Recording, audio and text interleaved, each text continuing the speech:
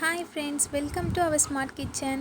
இன்றைக்கி ரொம்ப ஈஸியாக ரொம்ப குயிக்காக நம்ம ஒன் பாட் சாம்பார் ரைஸ் எப்படி செய்கிறதுன்னு பார்க்கலாம் வாங்க. ஃபஸ்ட்டு அதுக்கு தேவையான இன்க்ரீடியன்ட்ஸ்லாம் எடுத்துக்கோங்க. ஆனியன், டொமேட்டோ, பீன்ஸ், கேரட், கத்திரிக்காய், அதுக்கப்புறம் 1 டம்ளர் அரிசிக்கு 1/2 டம்ளர் பருப்பு வந்து ஊற வச்சுருக்கோம் 1/2 அன் ஹவருக்கு முன்னாடி.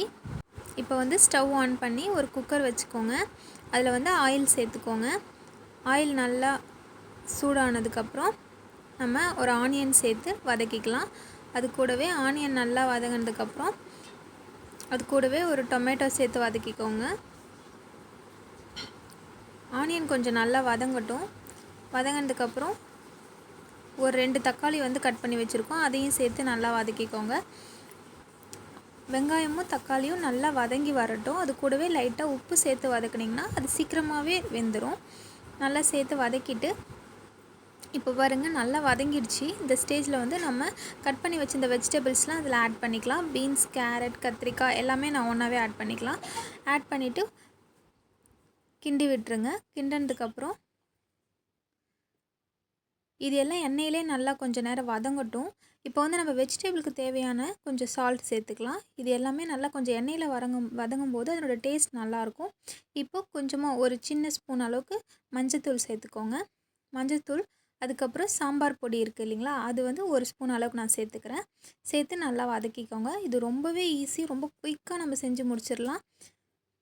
பாருங்கள், இப்போ பக்கத்தில் எக்கு வந்து பாயில் ஆகிட்டுருக்கு. இப்போ வந்து இதில் ஒரு டம்ளர் அளவுக்கு நான் அரிசி எடுத்துக்கிட்டேன். அதில் வந்து ஒரு 3 டம்ளர் அளவுக்கு நம்ம தண்ணி ஊற்றிக்கிறோம். 3 டம்ளர் ஊற்றிட்டு நல்லா கிளறி விட்டுருங்க.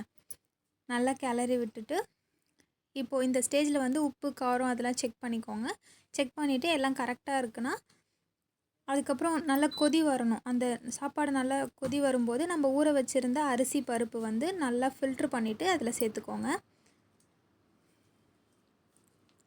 அரிசி பருப்பை சேர்த்து ஒரு கிளறிட்டு நம்ம வந்து குக்கரை மூடி ஒரு 3 to 4 விசில் விட்டுக்கலாம். 4 விசில் விடுங்க. அப்போ தான் ரொம்பவே சாதம் நல்லா கொஞ்சம் குழைவாக வரும்போது அதனோட டேஸ்ட் வந்து ரொம்பவே நல்லா சூப்பராக இருக்கும். இது வந்து குழந்தைங்களுக்கு, ஆஃபீஸ் போகிறவங்களுக்குலாம் கொடுத்தா ரொம்பவே டேஸ்ட்டாக இருக்கும். குழந்தைங்களாம் ரொம்பவே விரும்பி சாப்பிடுவாங்க. இப்போ வந்து 4 விசில் வந்துருச்சு. நம்ம குக்கரை ஓப்பன் பண்ணி பார்த்துக்கலாம். குக்கரை ஓப்பன் பண்ணிவிட்டு பார்த்தோன்னா ரொம்பவே சூப்பரான ஒன் பாட் சாம்பார் ரைஸ் ஒரு 10 மினிட்ஸ்லேயே நமக்கு ரெடி ஆகிடுச்சு பாருங்கள். இப்போ லாஸ்ட்டாக வந்து இதுக்கு வந்து ஒரு தாளிப்பு கொடுக்கணும். மெயினாக தாளிப்பு தான் ரொம்ப முக்கியம். இப்போது நம்ம லாஸ்ட்டாக தாளிப்பு கொடுத்து இதை இறக்கிட்டோன்னா ரொம்பவே டேஸ்டியான one pot sambar rice ready ஆகிடும். இப்போ தாளிப்பு கொடுத்துடலாம். அதுக்கு ஃபஸ்ட்டு ஒரு தாளிக்கிற கரண்டி வச்சுட்டு ஸ்டவ் ஆன் பண்ணிவிட்டு நெய் சேர்த்துக்கணும். நெய் வந்து ஒரு 2 ஸ்பூன் அளவுக்கு சேர்த்துக்கோங்க. நெய் நம்ம எந்த அளவுக்கு சேர்க்குறோமோ அந்த அளவுக்கு இன்னும் கொஞ்சம் டேஸ்ட் வந்து அதிகமாக இருக்கும். சாப்பாடில் சாப்பிட்றதுக்கு ரொம்பவே நல்லாயிருக்கும். நெய் கொஞ்சம் அதிகமாகவே சேர்த்துக்கோங்க. நெய் சேர்த்துட்டு அது மெல்ட் ஆனதுக்கப்புறம் கொஞ்சமாக கடுகு, ஜீரகம்,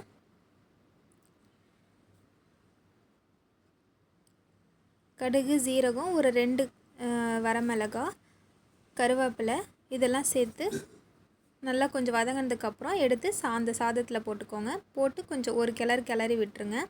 இப்போ நம்ம சர்வ் பண்ணுறதுக்கு ரொம்பவே டேஸ்டியான one pot sambar rice ready ஆகிடுச்சு. நீங்களும் உங்கள் வீட்டில் இதே மாதிரி செஞ்சு பார்த்துட்டு டேஸ்ட் எப்படி இருந்துச்சுன்னு சொல்லுங்கள்.